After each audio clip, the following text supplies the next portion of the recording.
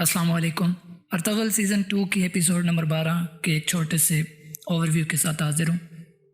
Episode 12 इंशाल्लाह full Hindi और Urdu dubbing में 1-2 दिन तक चैनल पर अपलोड कर दी जाएगी, वो भी ज़रूर देखिएगा।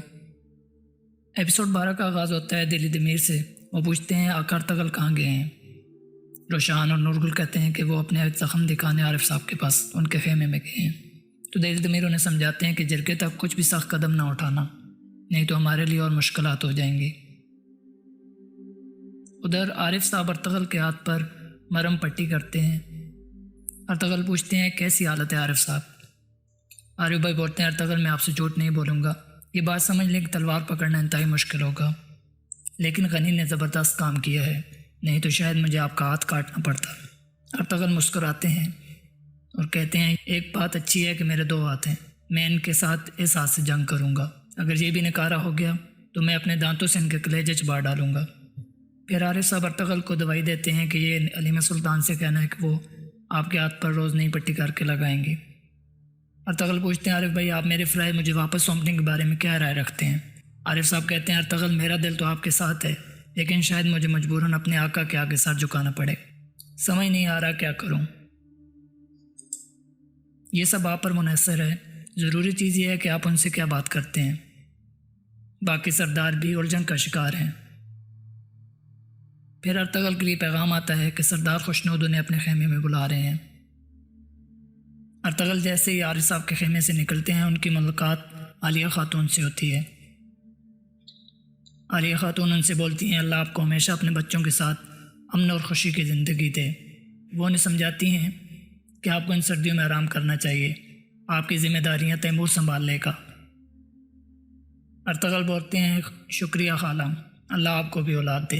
ये बोलकर अर्तगल सरदार खुशनूद के खेमे में चले जाते हैं। सरदार खुशनूद उन्हें बोलते हैं मुझे बड़ी मायूसी हुई कि तुम ये मसला जरगा में लाए, तुम मेरे और अपनी माँ दोनों के ख़िलाफ़ गए। अर्तगल कहते हैं मामू मैंने ये मसला आप दोनों के ख़िलाफ़ जाए बगैर हल किया।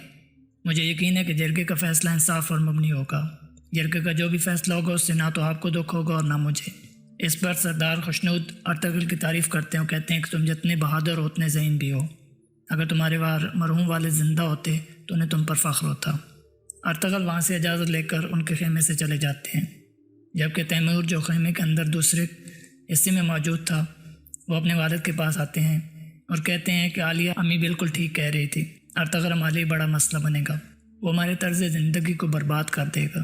तो सरदार खुशनूद कहते हैं तुम क्यों डर रहे हो, वो तो सिर्फ अपने बाप के दिए हुए काम पूरा कर रहा है, इसमें डरने वाली कोई बात नहीं, वो जरगे का फ़ैसला कबूल करेगा। जबकि तैमूर कहता है कि जो हम तवक्को कर रहे हैं अगर फ़ैसला उसके बरअक्स हुआ तो अगर कई सरदार हमारे ख़िलाफ़ गए तो शायद हमारे अपने सरदार भी हमारे ख़िलाफ़ चले जाएँ। तो सरदार खुशनूद ने कहा फिर तुम वहाँ खड़े मत रहना, जो कर सको करना।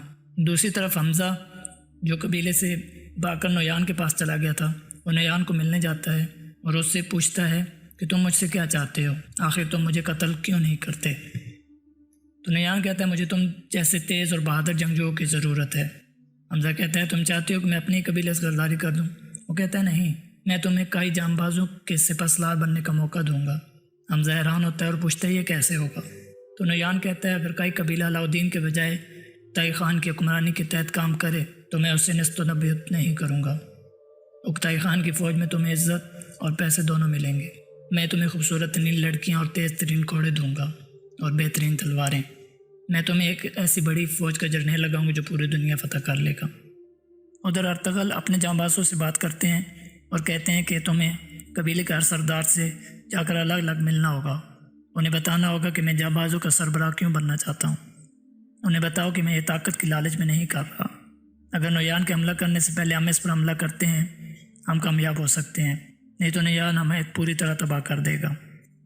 अब्दुर्रहमान से अर्तगल कहते हैं कि मैं तुम्हें नोयान की तरफ जासूस बनाकर भेजूँगा, मगर पहले हम ये जरगे का मसला हल कर लें। जरगे में कामयाब होना हमारे लिए बहुत ज़रूरी है, नहीं तो सब कोशिशें बेकार हैं। उधर हमज़ा नोयान से कहता है अगर मैं इनकार कर दूँ तो नोयान कहता है तुम्हारा घोड़ा और तलवार तुम्हारे इंतज़ार में है, तुम किसी भी वक्त जाने के लिए आज़ाद हो। हमज़ा तुम्हारी मौत का मुझे कोई फ़ायदा है, इसका ना ही मुझे कोई दुख होगा। और हमज़ा को बोलते हैं आज की रात तुम मेरे मेहमान हो, आज की रात सोचो सुबह हम इस पर बात करेंगे। اور ایک خوبصورت لڑکی کو آواز دے کر حمزہ کے ساتھ کر دیتا ہے اور اسے بولتا ہے کہ یہ ہمارے مہمان ہیں، اس کا اچھی طرح خیال رکھو، ان کی جو بھی ضرورت ہے وہ پوری کرو۔ وہاں حلیمہ سلطان آئمہ اماں کو بتاتی ہیں کہ ارطغرل کا ہاتھ خراب ہو گیا ہے، اب تلوار پکڑنا ان کے لیے ممکن نہیں۔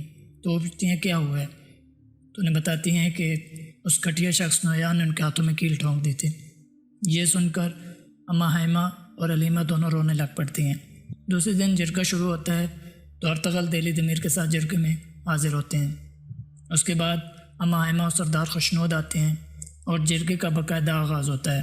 سردار خوشنود اماں حلیمہ کو جرگے کا افتتاح کرنے کے لیے بولتے ہیں۔ جرگے کی ابتدا کے بعد ارطغرل کو بولنے کا موقع دیا جاتا ہے تو وہ کہتے ہیں منگول افواج ایک گاؤں میں داخل ہوتی ہیں تو ہر چیز کو مار دیتی ہیں، بشمول مردوں، عورتوں اور بچوں کے، اور ان میں کوئی امتیاز نہیں کرتی۔ لوگ ان سے ڈر رہے ہیں۔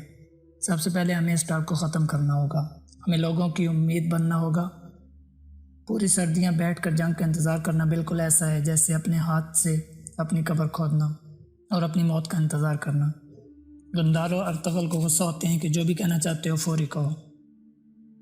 تو ارطغرل کہتے ہیں ہمیں لوگوں کے دلوں سے ڈر نکالنا ہوگا، ہمیں ان کی امید بننا ہوگا تاکہ منگول کتے اتنے آرام سے کچھ نہ کر سکیں۔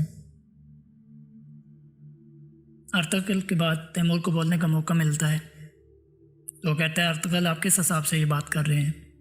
ایک جانباز کے ہاتھ میں تلوار کو پکڑنا ہی اس کو زندہ رکھتی ہے، آپ کا ہاتھ تو پہلے نویان نے بیکار کر دیا ہے، اور آپ کی زندگی بھی۔ ایک ایسا جانباز جو تلوار نہ پکڑ سکتا ہو کیسے جنگ میں سپاہیوں کی قیادت کرے گا؟ سردار خوشنود پوچھتے ہیں تیمور یہ تم کیا کہہ رہے ہو؟ تو وہ کہتے ہیں میرے بجائے عارف بھائی سے پوچھیں۔ عارف صاحب کہتے ہیں جی یہ سچ ہے۔ تو عارف صاحب کہتے ہیں جی یہ سچ ہے، ان کے ہاتھ میں ایک کیل ٹھونکی گئی جس سے ان کا ہاتھ بری طرح متاثر ہوا۔ مجھے نہیں پتا کہ یہ کب تک ٹھیک ہوگا، لیکن سردیاں ختم ہونے تک ان کا ہاتھ ٹھیک نہیں ہو سکتا، بلکہ جنگ کے بعد بھی فوری طور پر ٹھیک ہونا مشکل ہے۔ تو سردار خوشنود کہتے ہیں ہم نے سب کی بات اچھی طرح سنی، اب ہمیں انتظار کرنا ہوگا سردار کیا فیصلہ کرتے ہیں۔